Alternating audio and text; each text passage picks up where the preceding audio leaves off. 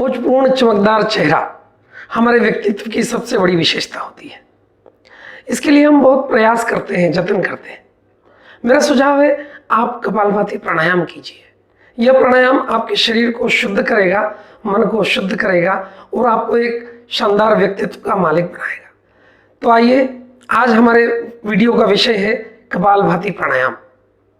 आज हम बात करेंगे कपालभाति प्राणायाम क्यों करें, इसके पीछे क्या रहस्य है, क्या विज्ञान है, इसको करने की विधि क्या है, सावधानियां क्या है और सबसे खास जो नए साधक है उनके लिए एक तकनीक जिससे वो आसानी से इस प्राणायाम को कर पाए।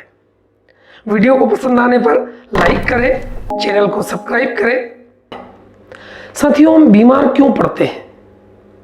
चारों ओर प्रदूषण, जल, वायु, भोजन, सब्जियां, फल, इनमें पेस्टिसाइड का छिड़काव होता है। तमाम तरह के विषाणु हमारे शरीर के अंदर जाते हैं, विकार हमारे शरीर के अंदर जाते हैं और हम बीमार हो जाते हैं। कपालभाति प्राणायाम करने से ये विकार, ये विषाणु, ये विजातीय द्रव्य हम शरीर से बाहर कर देते हैं और हम एक स्वस्थ शरीर पाते हैं। यह हमारे शरीर पर, मन पर, इंद्रियों पर नियंत्रण प्रदान करता है। शरीर में कहीं भी असंतुलन हो, ये उसे पूरा करता है। इसके आध्यात्मिक लाभ भी हैं। यह हमारे कुंडलिनी को जागृत करता है। मूलाधार से सहस्त्रार तक सातों चक्र जागृत होते हैं और हमें दिव्यता प्रदान करता है।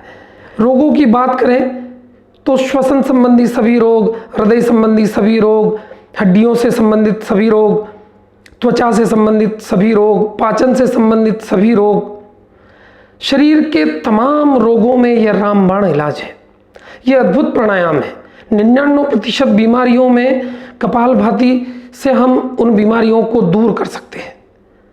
तो इसे करें, इससे लाभ लें। आइए देखते हैं कपालभाति प्राणायाम का रहस्य या विज्ञान क्या है। आपके जहन में एक प्रश्न उठता होगा कि श्वास लेने का एक ऐसा तरीका जिससे इतने सारे रोग कैसे दूर हो सकते हैं।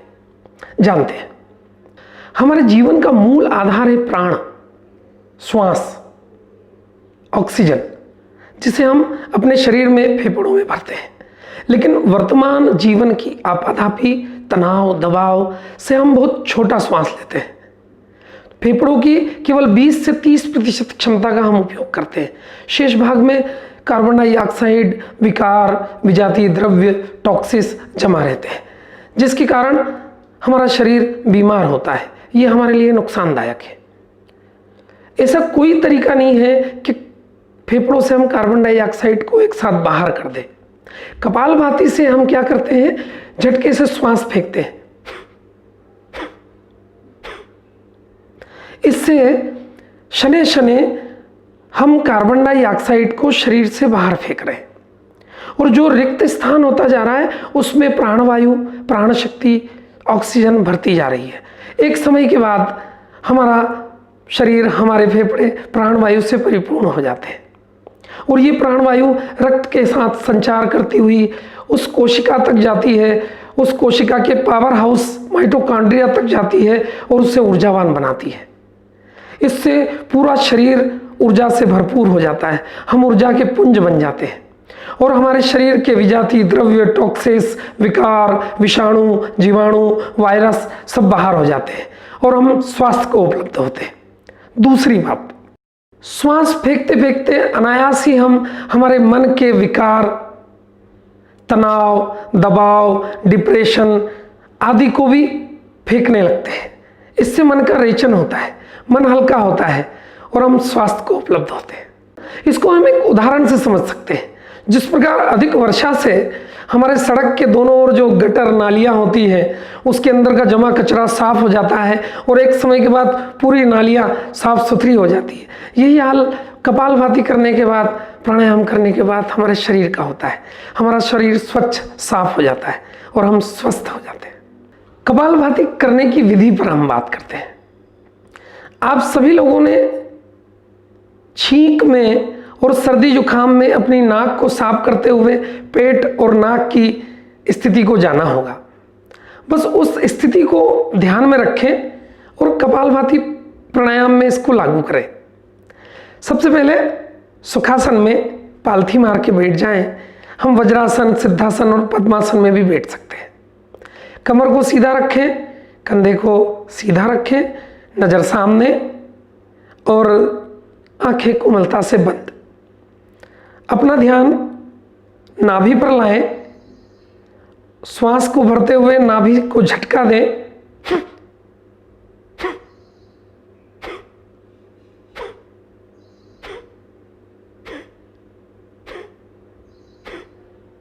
चेहरे पर सौम्य भाव रखें और ये क्रम जारी रखें। इसमें हम कर क्या रहे हैं, नाभि को तेज झटका देकर दोनों नासिकाओं से श्वास को बाहर फेंक रहे हैं। श्वास लेने पर हमारा जोर नहीं है, श्वास फेंकने पर जोर है। यही क्रम हम प्रारंभिक रूप से 3 मिनट तक जारी रखें, धीरे धीरे 5 मिनट तक बढ़ाएं और 10 मिनट तक लगातार इसे करें। इसे 3 गतियों से किया जा सकता है। सामान्य गति 1 सेकंड में 1 स्ट्रोक, 1 बार सांस फेंकना। मध्यम गति में 1 सेकंड में 2 स्ट्रोक, 2 बार सांस फेंकना। और तीव्र गति में 2 से अधिक बार सांस फेंकना। इसे देखेंगे, सामान्य स्थिति में देखें आप।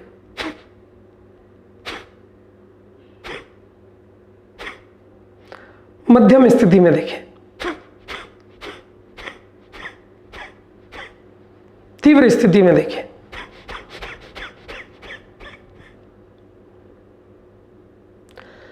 यहां पर हम किस गति का इस्तेमाल करें, यह महत्वपूर्ण है।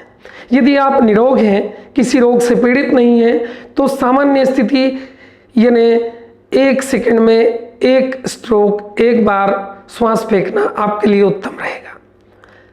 किंतु यदि आप रोग से पीड़ित हैं तो आप किसी योग ट्यूटर के माध्यम से सलाह लें और कपालभाति का अभ्यास करें।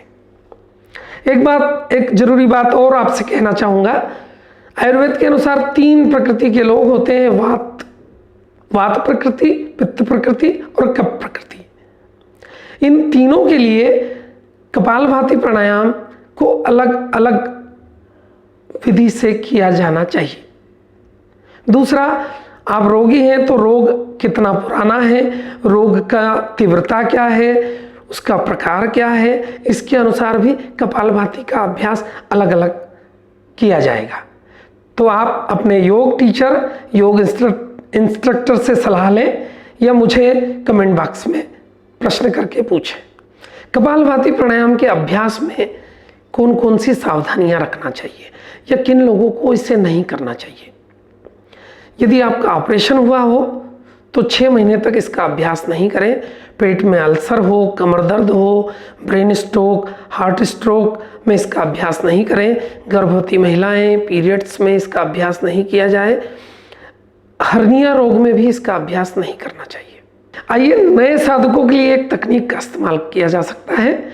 इससे वो आसानी से इसको 5 मिनट तक कर पाएंगे और ऊब नहीं होगी।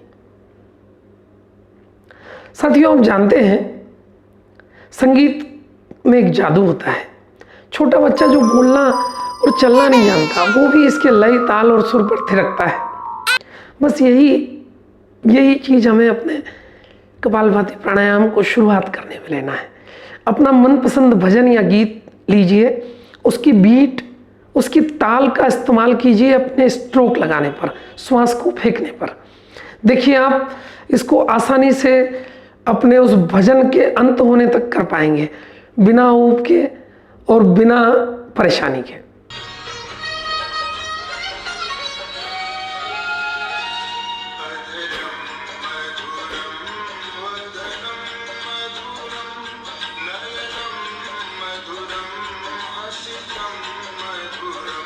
आपने देखा होगा, इस भजन की बीट पर मैंने कपालभाति के स्ट्रोक लिए।